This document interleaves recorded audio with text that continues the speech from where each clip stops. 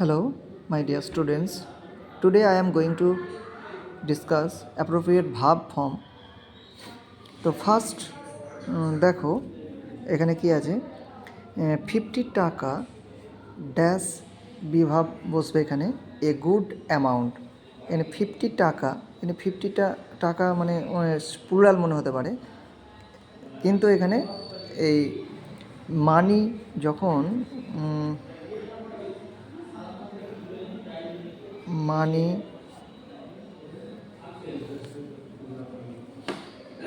Distance time ইত্যাদি ক্ষেত্রে singular form হবে, সিঙ্গুলার ভাব হবে। তাহলে এখানে বিভাবটা আমরা কি বসাবো? ইজ বসাবো। তাহলে 50 টাকা ইজ এ গুড অ্যামাউন্ট। কখনোই ভাববেন না যে 50 টাকা প্লুরাল একটা। তাহলে কি বললাম? কোনো মানির ক্ষেত্রে, ডিস্ট্যান্সের ক্ষেত্রে এখানে যদি থাকতো 50 kilometres is a good distance, তাহলে এই মানি, ডিস্ট্যান্স বা টাইমের ক্ষেত্রে এখানে ভাব সবসময় কী হবে? সিঙ্গুলার ফর্মে হবে। তাহলে মনে থাকলো এখানে ইজ হবে। সেকেন্ডটা কি আছে দেখো, I never thought of dash go to cinema. এখানে একটা জিনিস মনে রাখবে যে যখন দুটো ভার্ব থাকবে, এখানে দেখো থট একটা ভার্ব, এখানে গো একটা ভার্ব, এক্ষেত্রে অর্থাৎ তার দ্বিতীয় ভার্বের আগে যদি অফ থাকে, মনে রাখবে দ্বিতীয় ভার্বের আগে যদি অফ, শুধু অফ না আরও কিছু প্রিপোজিশন আছে, on, for, in, from, by, about, এই প্রিপোজিশনের পরে যে ভাবটি হবে তার সঙ্গে কিন্তু আইএনজি যুক্ত হবে, এটা মনে রাখবে। তাহলে এটা কি হবে? গোয়িং হবে, জিও আইএনজি, আইন যুক্ত হবে। অর্থাৎ first verb thought, second verb go আছে, তার আগে কি প্রিপোজিশন আছে? অফ আছে। তাহলে এই অফ থাকার জন্য দ্বিতীয় ভার্বের ক্ষেত্রে এখানে আইএনজি যুক্ত হবে। তাহলে কী কী বললাম? On preposition, for, in, from, by, about, এগুলোর পরে যে ভাবটি থাকবে তার সঙ্গে কিন্তু আইএনজি যুক্ত হবে। নেক্সট কি বলছে দেখো, would that I dash, bracket আছে ফ্লাই। কী হতে পারে তাহলে এখানে? তোমরা গেস করো। দেখো কিছু নিয়মটা কি আছে না, শুরুতে যদি উড দ্যাট দিয়ে শুরু হয়, সেন্টেন্সের শুরুতেই যদি উড দ্যাট দিয়ে স্টার্ট হয়, তাহলে কি হবে?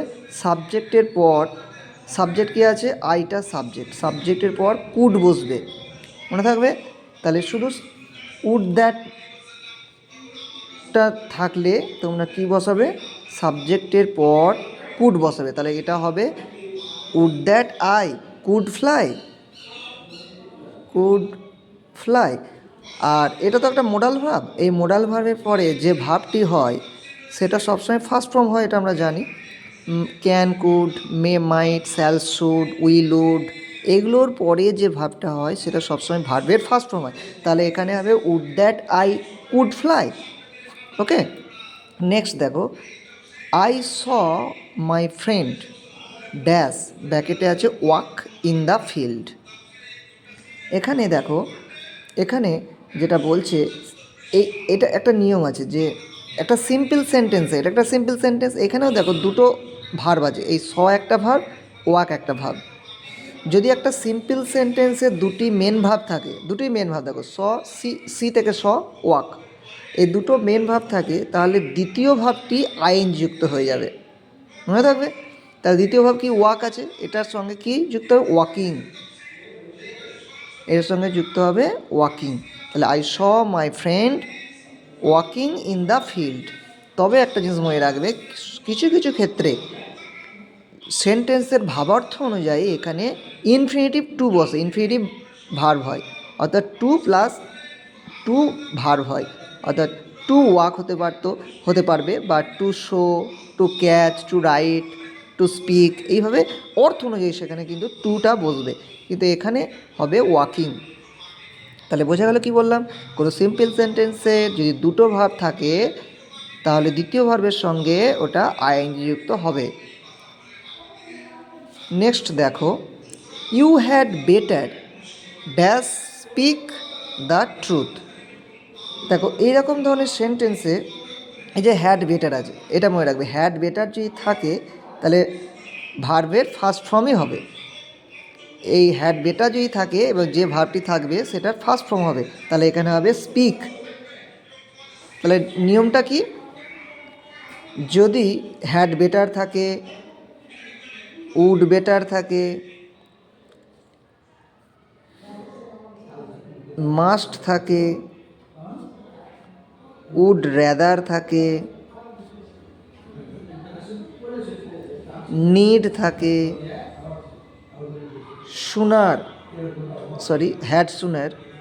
হ্যাড সুনার যদি থাকে, এই ধরনের would better, must, would rather, need, had sooner, এই যদি ভার্ব ফর্মগুলো থাকে প্রথমেই, তাহলে পরবর্তী যে ভার্বটা থাকবে তার সেটার ফার্স্ট ফর্ম হবে, ভার্বের ফার্স্ট ফর্ম হবে। তাহলে স্পিক ভার্ব ফার্স্ট ফর্ম হয়েছে, এর স্পিক্স ইএসও যোগ নেই, কিংবা আইএনজি যুক্ত নেই, কিংবা পাস্ট ফর্ম বা পাস্ট পার্টিসিপাল ফর্মও কিন্তু নেই, স্পোক বা স্পোকেন এরকম কিছু হবে না।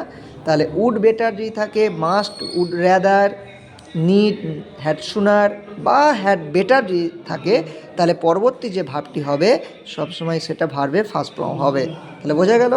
নেক্সট দেখো, হি as well as his friends, এনে বিভার্ব, হ্যাঁ বিভাব, বিভাব মানে অ্যামিজার, ওয়াজার, এগুলো সেলফিশ।